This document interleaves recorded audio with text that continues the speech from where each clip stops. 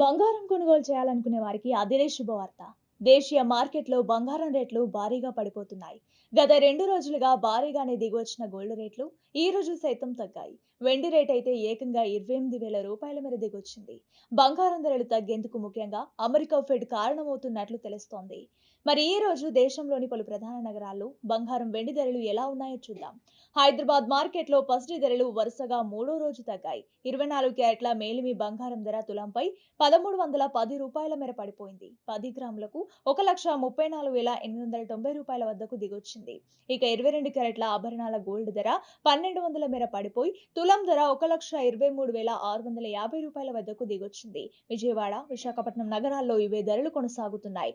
ఊహించని విధంగా రికార్డు గరిష్టాలకు దూసుకెళ్లిన వెండి రేట్ వెనక్కి మళ్లింది. ఈ రోజు హైదరాబాద్ మార్కెట్లో కిలో వెండి ధర 1,000 రూపాయలు తగ్గడంతో 2,57,000 రూపాయల వద్ద ట్రేడ్ అవుతోంది. మరిన్ని గోల్డ్, సిల్వర్ అప్డేట్స్ కోసం చూస్తూనే ఉండండి కొలువురి 24/7 న్యూస్ టీవీ.